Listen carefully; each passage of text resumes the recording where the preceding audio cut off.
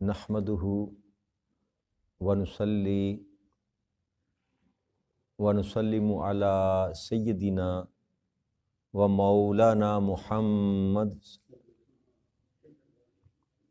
رسولہ النبی الامین المکین الحنین الکریم الرؤوف الرحیم اما بعد فاعوذ باللہ من الشیطان الرجیم بسم اللہ الرحمن الرحیم۔ واجب الاحترام ساتھیو، اللہ تعالیٰ کا بے پناہ لطف و کرم اور اس کا احسان عظیم ہے کہ جس کی توفیق سے ہم اس کے ذکر کے لیے اس کے گھر میں جمع ہیں۔ آج اللہ کی توفیق سے ہم 7ویں پارے میں سورہ المائدہ کی آیت نمبر 99 سے اپنے سبق کا آغاز کر رہے ہیں۔ اللہ کریم نے ارشاد فرمایا ما علی الرسول الا البلاغ واللہ یعلم ما تبدون وما تکتمون، کہ رسول اکرم صلی اللہ علیہ وآلہ وسلم پر میرا پیغام پہنچا دینے کے سوا اور کچھ نہیں، اور اللہ وہ سب کچھ جانتا ہے جو تم ظاہر کرتے ہو اور جو تم چھپاتے۔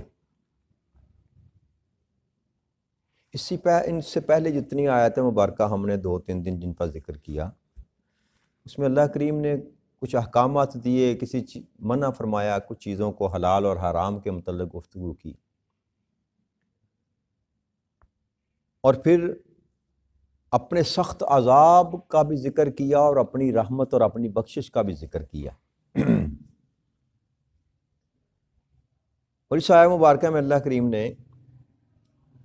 یہ حقیقت انسان کو سمجھائی کہ یہ جو میرا نبی، میرا محبوب حضرت محمد مصطفیٰ صلی اللہ علیہ وآلہ وسلم تمہارے درمیان آئے اور تمہیں میرے احکامات پہنچا رہے ہیں، میرا پیغام پہنچا رہے ہیں، ان کے ذمے محض یہی تھا کہ یہ میرا پیغام تم تک پہنچا دیتے۔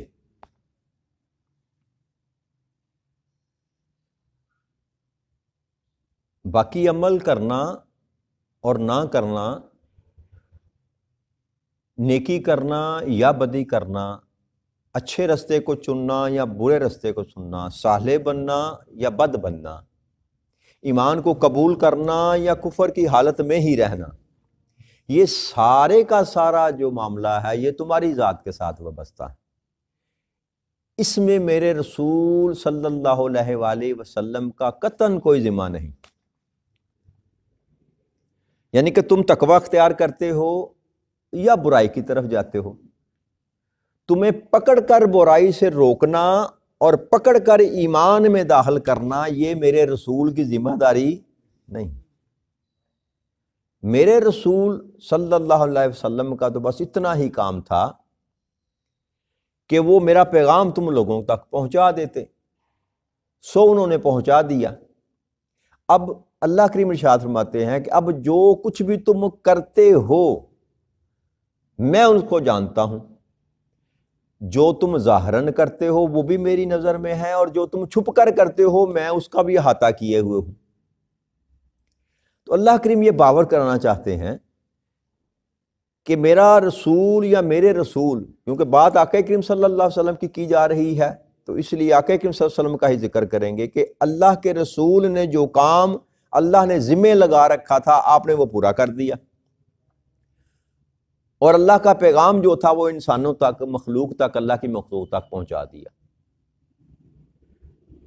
اور یہ جو احکامات رب کریم نے دیے، جو بتایا،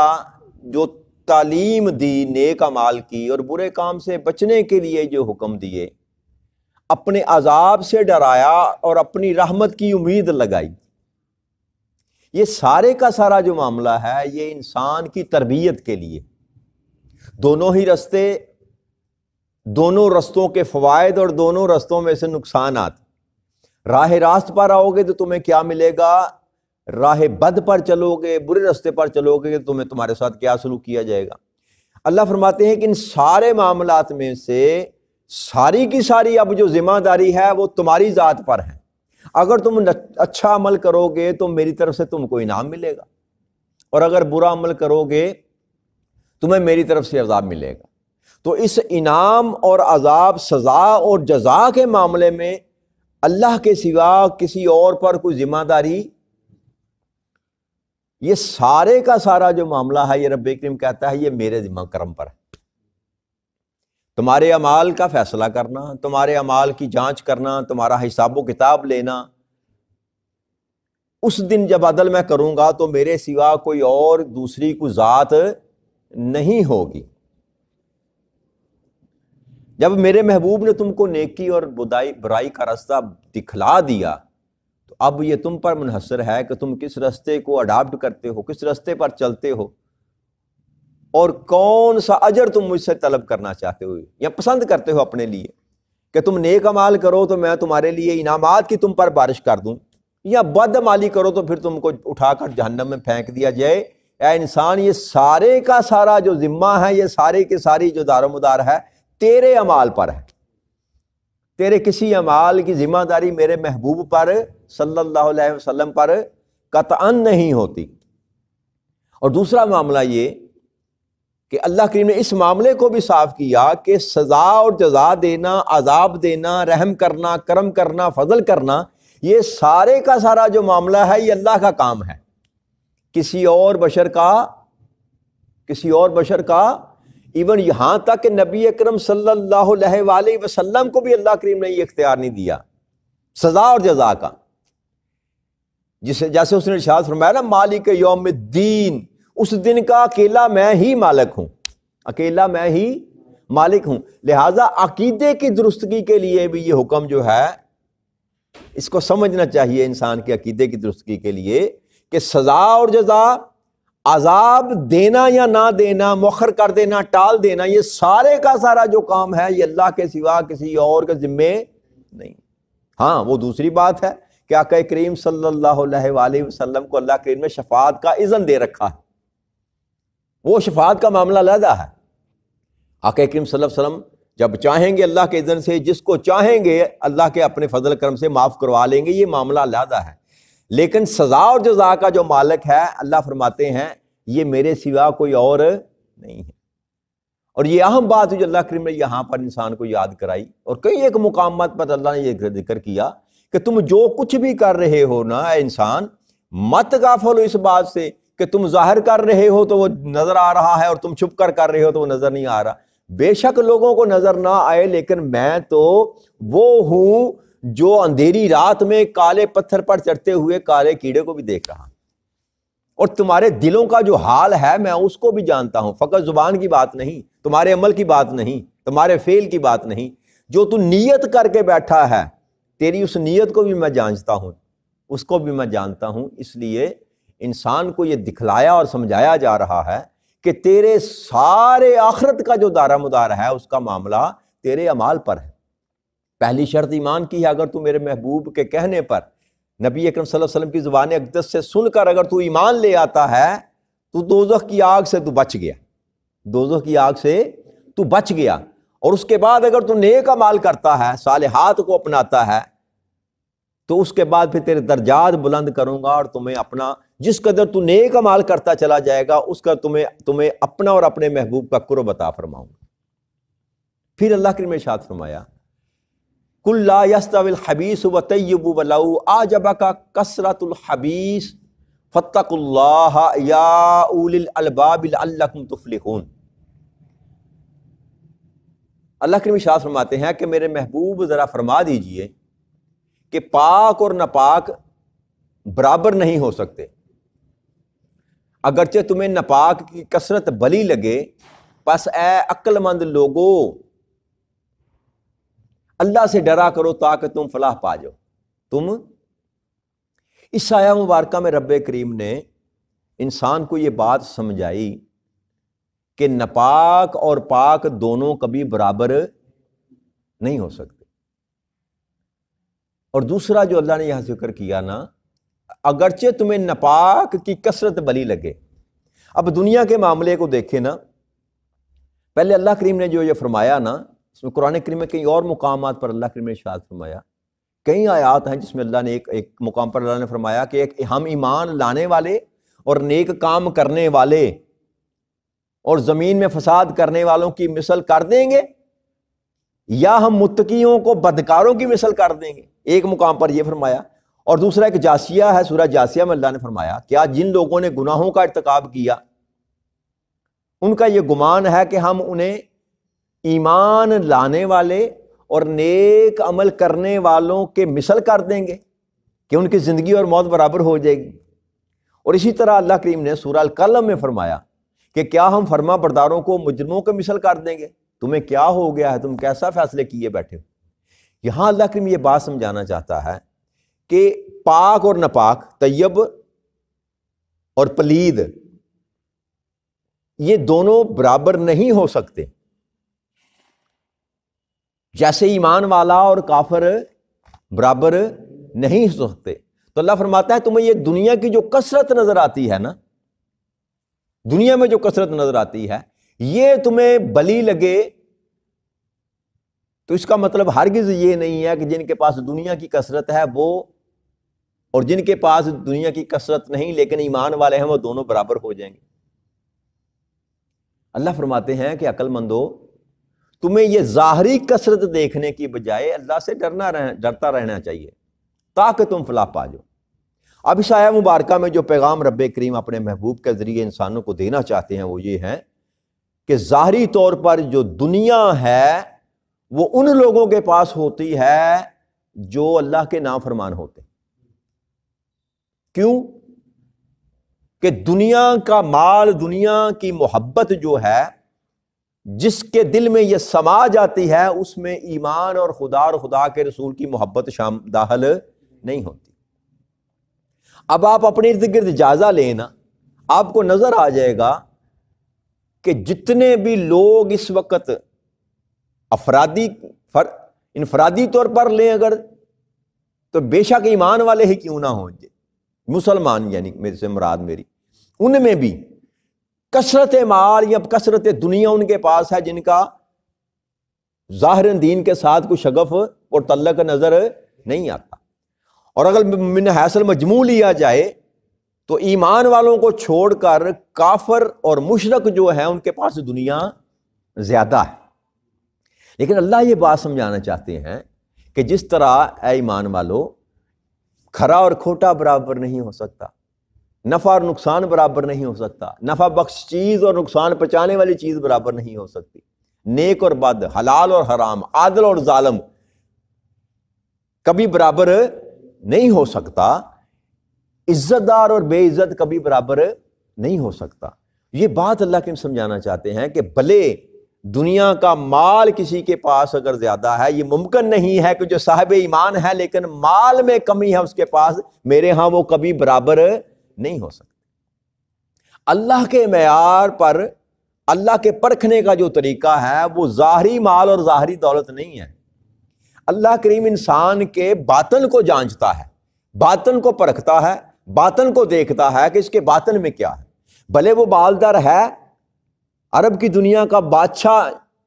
مالی طور پر عثمان غنی رضی اللہ تعالیٰ عنہ کیوں نہ ہو، یا بلال حبشی جیسا غریب اور مسکین آقا کا غلام ہی کیوں نہ ہو، اللہ کریم یہ مال کا اور غربت کا معیار نہیں دیکھتے۔ اللہ کریم انسان کے اندر جو تقوی ہے اس کو دیکھتے ہیں، اور جس انسان کے اندر تقوی نہیں ہے، جس انسان کے اندر تقوی نہیں ہے، وہ بھلے جتنا مرضی مالدار ہو، اللہ کے ہاں اس کا کوئی مقام نہیں ہے۔ لیکن اگر ظاہری طور پر دنیا میں انسان کمزور ہے، غریب ہے، لیکن جنت میں اس کو کیا مقام ملے گا؟ نبی اکرم صلی اللہ علیہ وسلم نے فرمایا، بلال جب جنت میں میری سواری داخل ہوگی تو میری سواری کی جو رسی ہے وہ تیرے ہاتھ میں ہوگی۔ تو کائنات ارض و سما میں اس سے بڑھ کر عزت اور احترام کسی غلام کو، کسی مسکین کو اللہ کے ہاں کیا دی جا سکتی ہے کہ جنت میں جو سب سے پہلا شخص داخل ہوگا وہ بلال حبشی رضی اللہ تعالیٰ عنہ۔ یہ ہے معیار اللہ کا جانچنے کا۔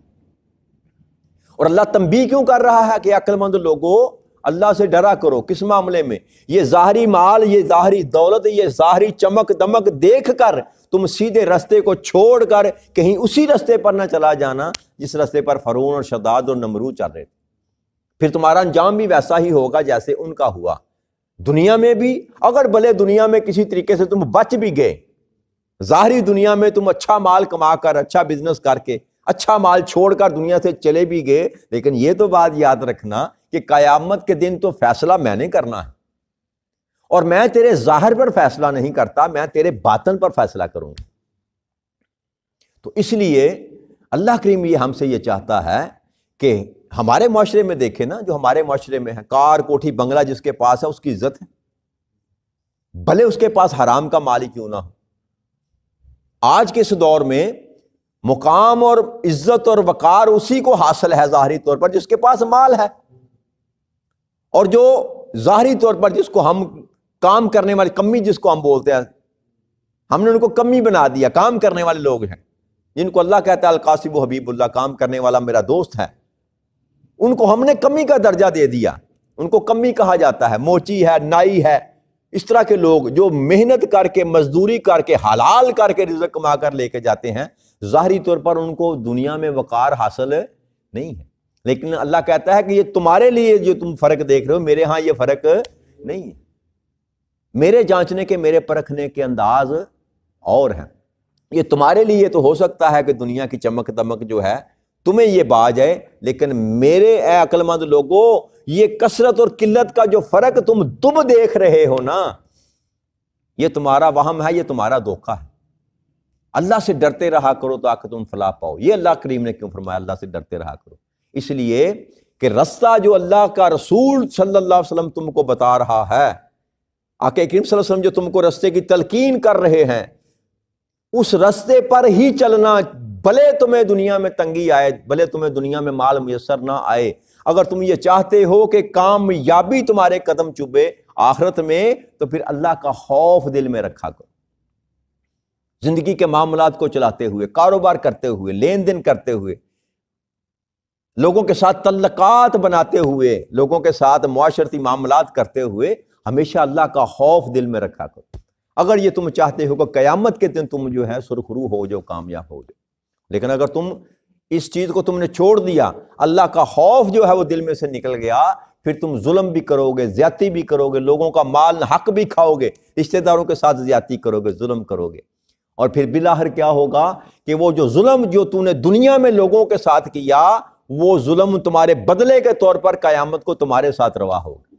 اس کے بدلے میں تمہیں اٹھا کر جہنم میں پھینک دیا جائے گا۔ تو اس لیے اللہ کریم یہ بات انسان کو سمجھانا چاہتے ہیں کہ بندے، ایک ناپاک اور پاک، حلال اور حرام، برا اور اچھا کبھی اکٹھا ایک جیسا نہیں ہو سکتا، ایک جیسا نہیں ہو سکتا۔ اس لیے اس بات کو بھی مد نظر رکھا ہے، جو ہم بھی ایک خام خیالی میں مبتلا ہیں کہ ہم سرکار دو جہاں صلی اللہ علیہ وسلم کی امت ہیں، ہمیں ڈر ہی کوئی نہیں، ہمیں خوف ہی کوئی نہیں، ہم نے کلمہ پڑھ لیا، بس بیڑا ہی پار ہے۔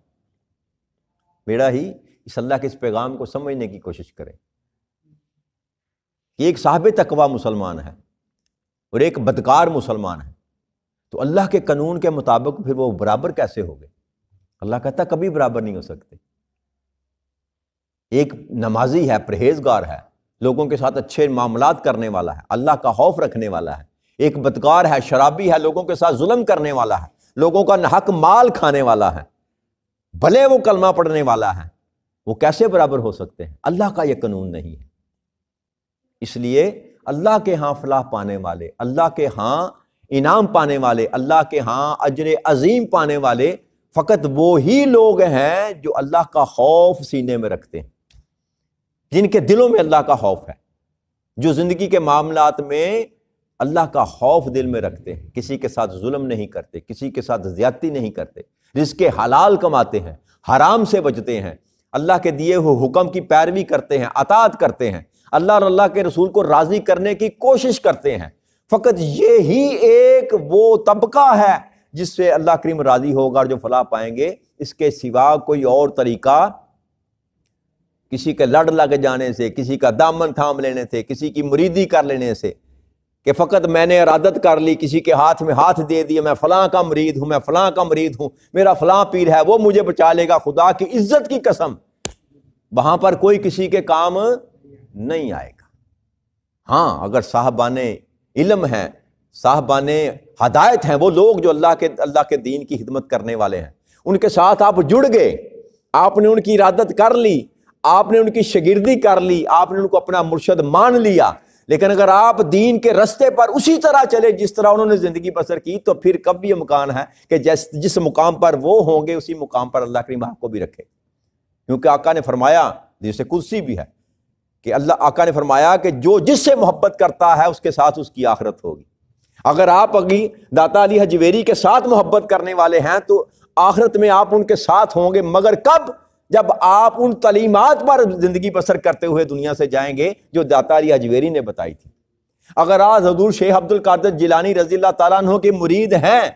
تو آپ اس دن قیامت کے دن ان کے ساتھ آپ کو سنگت نصیب آئے گی، لیکن کب؟ جب آپ شیخ عبد القادر جیلانی رضی اللہ تعالیٰ عنہ کے بتائے ہوئے رستے پر چل کر اپنی زندگی کو بسر کریں گے۔ خالی ارادت کر لینے سے بیڑا پار نہیں ہوتا۔ اس وہم سے نکلیں، اس وہم سے نکلیں کہ ساری زندگی تو انسان کی بے عملی میں گزرے، نماز ایک نہ پڑھے، روزہ ایک نہ رکھے، قرآن کو کبھی دیکھے نہ، لوگوں کے ساتھ ظلم کرتا رہے، ناانصافیاں کرتا رہے، گالی گلوچ کرے، لوگوں کو ناحق زیادتی کرے لوگوں کے ساتھ، اور پھر کہے کہ میں نے بس ارادت کر لی ہے حضور شیخ عبد القادر جیلانی رضی اللہ تعالیٰ کی تو میرا بیڑا پار ہو جائے گا۔ یہ تصور دین مصطفیٰ کریم صلی اللہ علیہ وسلم میں نہیں موجود، یاد رکھیے گا۔ اور کسی بھی اللہ کے ولی نے یہ پیغام، یہ طریقہ کسی بھی اپنے مرید کو یہ نہیں بتایا۔ جب نبی اکرم صلی اللہ علیہ وآلہ وسلم نے اپنی پیاری بیٹی حضرت فاطمہ الزہرا رضی اللہ تعالی عنہا، جو خاتون جنت ہیں اور جنت کی خواتین کی سردار ہیں، جن کا جنت میں جانے کا فیصلہ ہو چکا، ان سے بھی یہ فرمایا کہ اے فاطمہ، اس بات کا وہم زوم نہ کرنا کہ تم محمد صلی اللہ علیہ وسلم کی بیٹی ہے۔ وہاں پر معاملات، وہاں پر فیصلے عمل کے ساتھ کیے جائیں گے۔ یہ واضح پیغام ہے امت محمدیہ کے لیے، صلی اللہ علیہ وسلم کے لیے، کہ عمل کے بغیر وہاں پر نجات کا کوئی ذریعہ نہیں ہے۔ لہٰذا یہ غفلت کے پردے جو ہیں اپنی آنکھوں سے ہٹائیں، اللہ کی اطاعت میں، اپنے اللہ کے رسول کی اطاعت میں زندگی بسر کرنے کی توفیق اللہ کریم سے مانگیں، اور زندگیوں کو ویسے بسر کریں جیسے اللہ کا رسول جاتا ہے۔ باقی پھر معاملہ اس ذات پر چھوڑ دیں، پھر وہ کبھی کسی کا حق نہیں رکھتا۔ جیسا تم کر کے جاؤ گے اللہ کریم اس کو اپنے فضل سے کئی گنا بڑھا کر تمہارے حق میں اس کو اجر کے طور پر عطا فرما دے گا۔ وما علینا الا البلاغ المبین۔ والسلام علیکم ورحمۃ اللہ وبرکاتہ۔